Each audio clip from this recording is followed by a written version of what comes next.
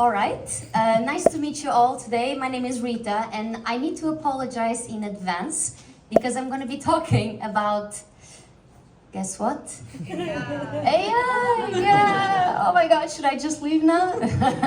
So yes, my name is Rita, and I work in a company called Sana. Today I want to provide you, some ideas on how to kind of cut through the AI hype, right? And most of us today have been at the Learning Technologies conference, and I think I was hearing also, before we started the event, that there's a lot of buzz and there's a lot of confusion. So I'm just trying today to help you out with that a little bit. I have a background in L&D. I've been doing it for about 10 years now. And actually, before joining Sana, I was leading learning and development at Klarna. And I actually was a customer of Sana myself, and that's how I decided to join. I'm a hopeless millennial. I want to do a purpose, and I really felt that this was different, a different way of doing things. During COVID, they were able to educate more than 100,000 nurses that were being ready to support COVID-19 patients. So that really played a role in making me join as well a company like that. But ultimately, I think that I'm here to tell you that yes, the hype is absolutely real. And I think the numbers speak by themselves. I mean, by now, and again, being at the Learning Technologies event, you've seen a bunch of vendors out there. And this is true, right? I mean, by 2025, there will be a 200 billion investment in AI. It's already happening. It's happening. We need to accept that. But I think at the same time, this hype is also very polarized, right? You have two types of the spectrum. On one side, it's a utopia, but on the other side, it's a super intelligence that is going to kill us all. And I don't think that's really the case. And I think that obviously the media revels in this. And I love specifically the one that says, AI will either save or enslave us. So I think, wow, yes. I think in the end of the day, don't pay attention to that. It's a distraction. And it's a distraction, in my view, from more important topics that we should be thinking about, like biases, like inequality. But most importantly, what does it mean for our workforce, right? What does it mean for our job and for the people that rely on us to develop? And that's really what I'm here to talk about today. And I think in the end of the day, the truth is somewhere in this messy middle of peril and promise. And I think that, this is one of my favorite authors, Jeanette Winterson. She really says that, AI is a tool, is made by people, governed by people, and ultimately it is going to be deployed by people. And I think we're in a room full of people, and there's no one better than us to understand this concept of human agency as well, right? So, 3 reality checks that I'm hoping I can leave you today with. Number 1, don't let AI exacerbate our flaws. Many people come to me every day thinking that AI can actually do much more than it actually can. And I don't want to be a party pooper, but I think I have to be, because it's just not the case. And I think ultimately, and this is me in a chef's hat, very funny one. I think ultimately you are the chef and AI is the ingredient. And I think in the end of the day, if you are missing the right strategy, if you're missing the right context of your organization, AI is just going to exacerbate those flaws. So in the end of the day, I think what we need to do is to go back, think of, will Gen AI really disrupt what our job is? Not really. It will help us, but it will not disrupt it in that way. Ultimately, we need the same skills: critical thinking, emotional intelligence, thinking, doing things that only a human can do, like explaining things in a certain way. But yes, we also cannot hide that this is here to stay. So we need to keep an eye on this digital intelligence as well.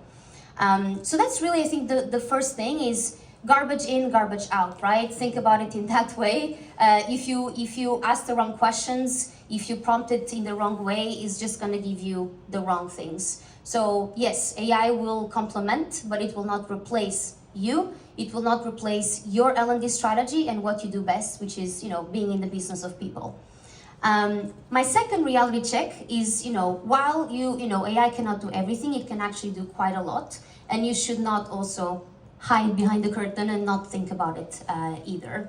And I think the main thing here, that's me again, with other things now, is that ultimately, think about the things that you are already doing today. I think 80% of probably where you spend your time are things that maybe you were not hired to do, things that probably could be outsourced, things that probably can help you achieve a higher, business result in the end of the day. And that's why you were hired, right?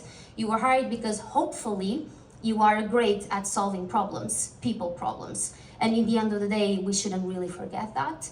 But at the same time, one thing that I find fascinating about the latest models is that if you think about it, you can ask a math problem to ChatGPT, but ChatGPT has only been trained on languages and text. So if you think about it, you can ask a question in French, and they will, ChatGPT will look into the whole of the languages in the world and get you an answer on something. So there is a lot of power into this that maybe we're not really tapping into in the end of the day. So my advice to you is go into your calendar, check the 80% that maybe you are doing that you shouldn't be doing, check the 20% that maybe you should be doing but don't have the time to do, and see how this can actually help you. And AI can do many things, can predict, generate, prescribe, describe, and obviously can automate a lot of things for you. So hiding in the blankets will not work either, right? Start right now.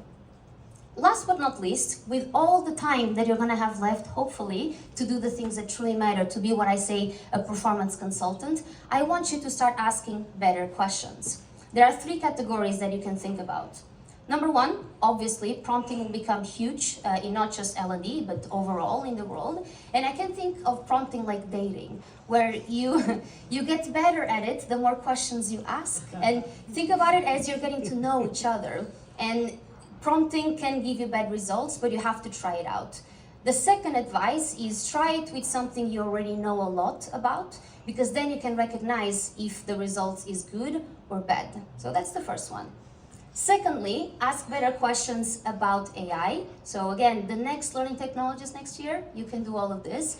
And I want to give you maybe an advice to cut from the crowd. This is the AI stack. Truly, what you've been listening about, this is what it is. In the bottom, you have the true hardware, right? The GPUs, the infrastructure players like NVIDIA, like Google, like Amazon. Then obviously you have the AI foundational models, right? You have Anthropic, OpenAI, GPT, and so on. Then you have products that were built centered around AI. Without AI, they don't exist. And then you have the noise, right?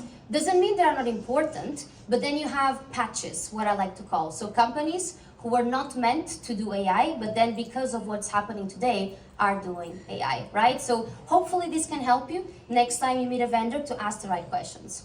And ultimately, go and ask questions to your learners. Not assessments, no, but actual questions about what is going on, what do I want to achieve, and ultimately, how can they become better employees and better performance as well.